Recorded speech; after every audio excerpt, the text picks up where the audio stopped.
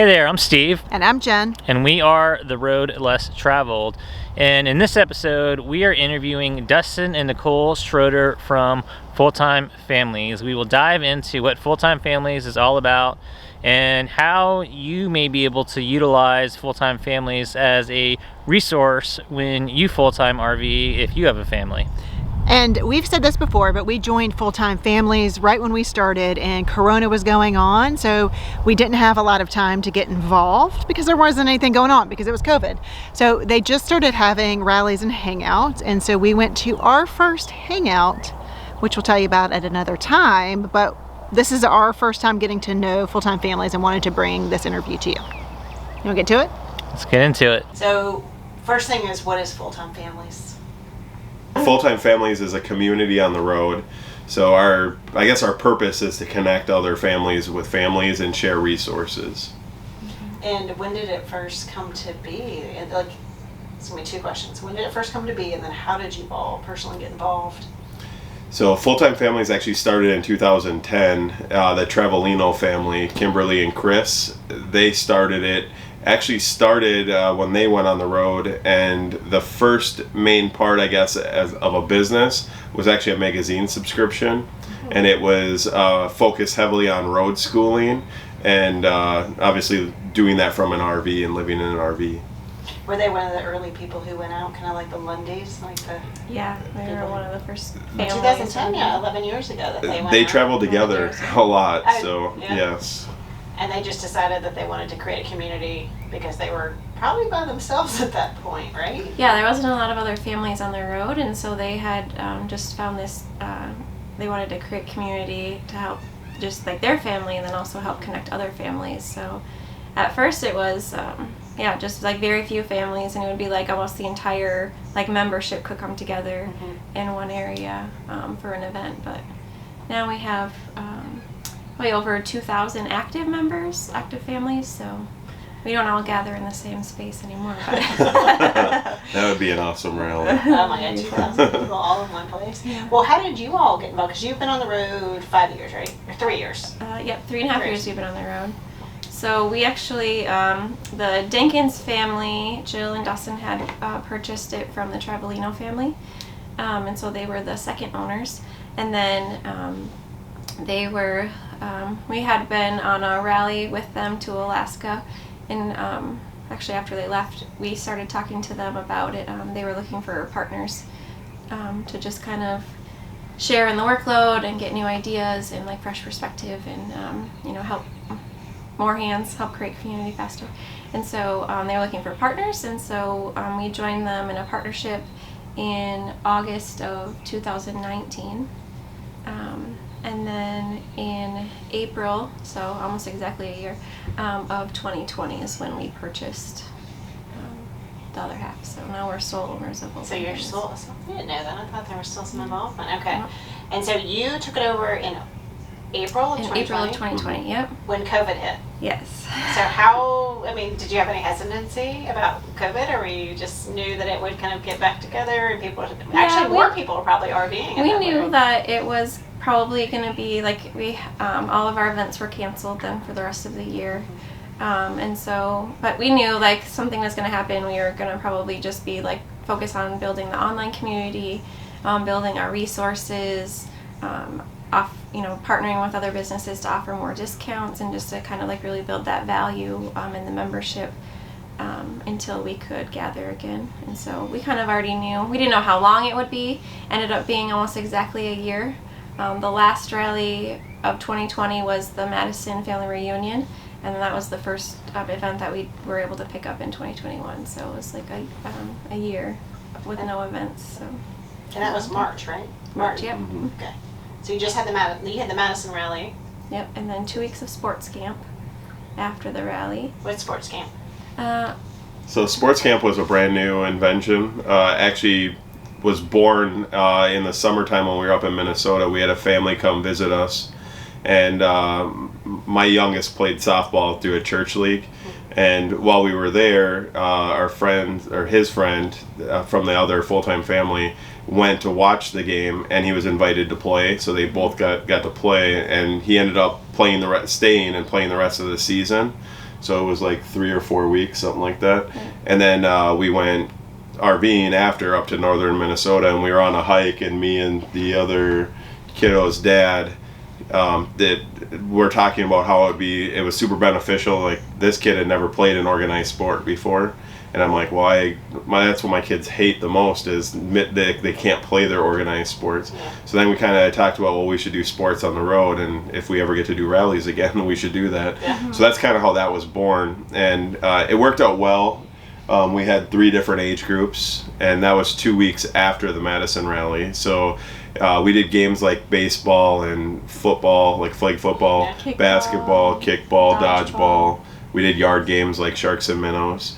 4.5 hours a day, 5 days a week. It was pretty exhausting, but the kids loved it. Yeah. So some of the kids had played before and missed it, and other kids have never done it. So are you guys gonna have that again, or is that like a one time? Or probably like after the family reunion, and potentially if there's other times during the year. It just seems like winter is like the best time because all of the families are like pushed down into the lower states, so they're more concentrated. So definitely like next fall and winter we'll think about doing one again. Yeah, so we'll definitely do it again. We just don't know the details yet. Yeah, well, of course not. Right. That's okay. Rally by rally, right? Yeah, exactly. That experiment worked well, and I'm sure there's going to be other experiments that we try that won't work as well, but we'll keep trying new things and see what happens. Yeah, and we were talking to us that it's exploded, right? Like, there's been a lot more people out traveling in an RV, selling their house. Like, it's all of the rallies right now are booked except for one, right? Like, are full. They're all full. Yep, all sold out. So even the I thought there was still one more open, but they're all. Yeah, they all sold out, and even like the last one that we launched sold out. It went on sale to lifetime members and was sold out within an hour. So we have long wait lists for everything. So it seems like the community is ready to get together and to enjoy events again.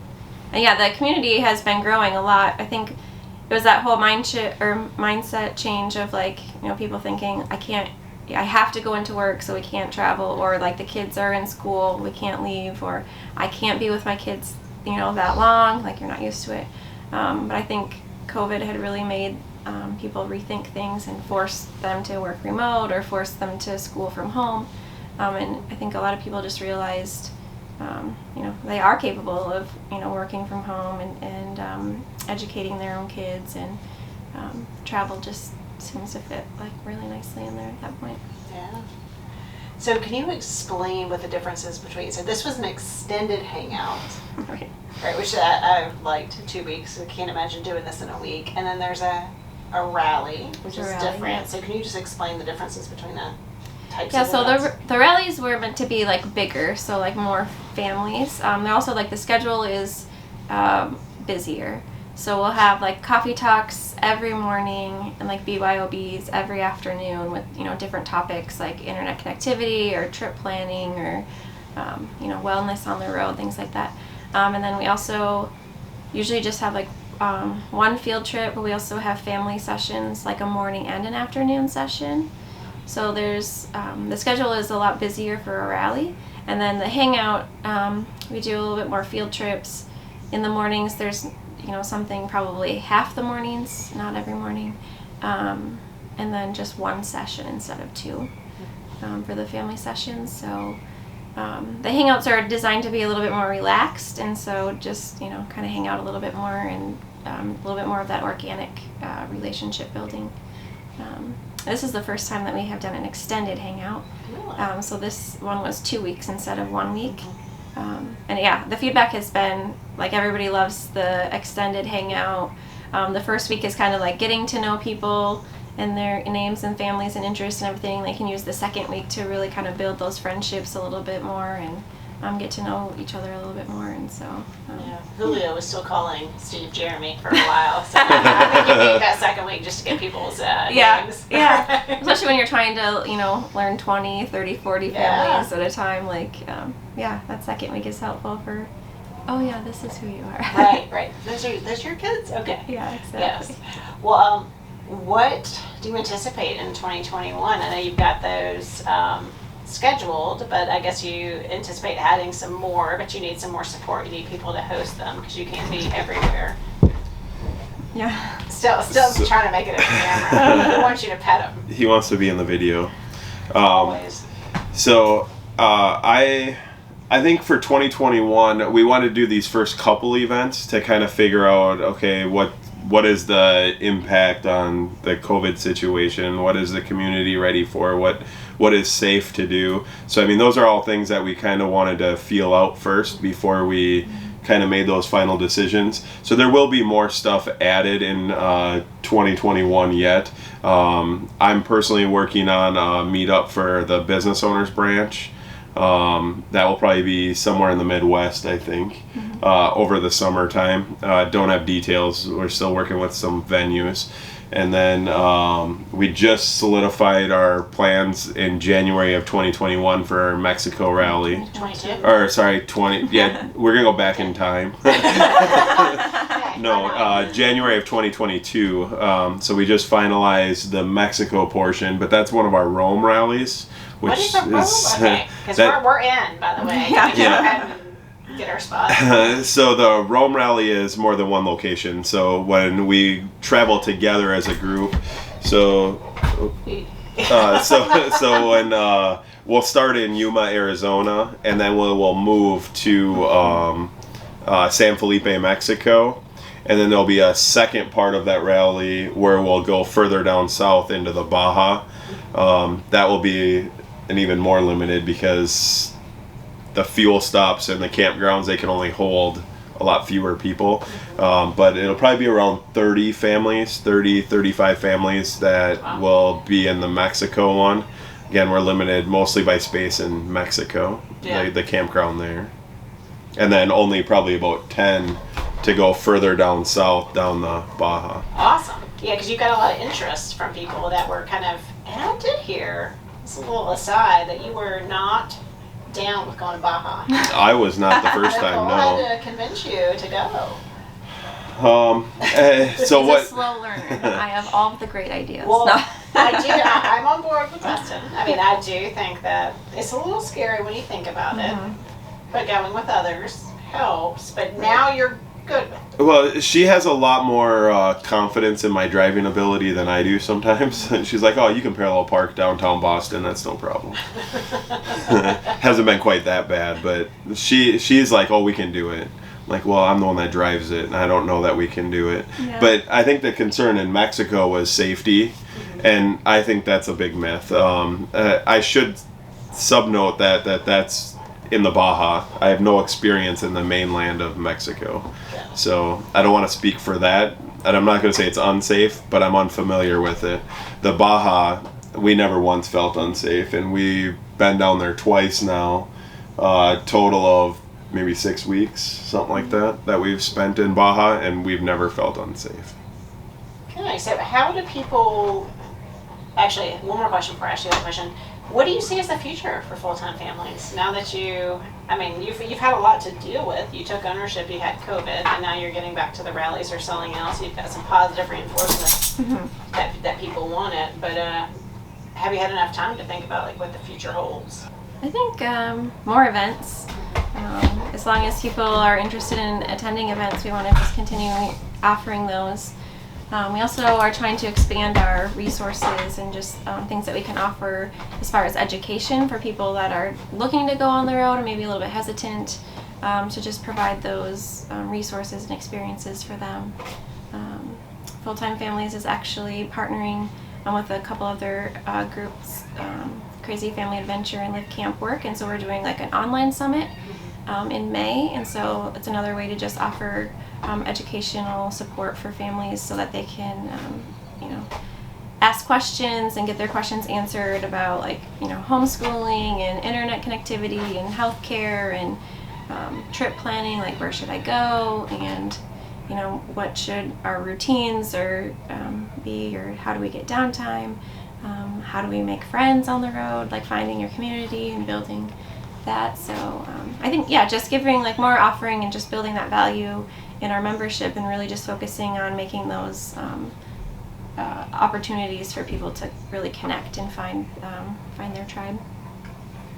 I think the big thing that we want to really focus on is a lot of people associate us as just a Facebook group, and there's a lot more that goes into it than just the Facebook group. In fact, I almost never participate in the Facebook stuff, so I mean, she does a lot more than I do in the Facebook side of things, but that's not the reputation or the program we want to be. So, I mean, we have a lot of resources on our blog and on our website. I work with a lot of the businesses that can benefit RVers, so I've been working a lot with KOA recently, trying to get like discounts for Fulltime Families members to utilize.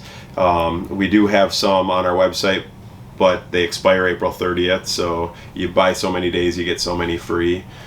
So we do have to figure out a program ongoing with them, but stuff like that, working with the different businesses that can benefit all of us, the RVers, and almost bring like a group discount. So.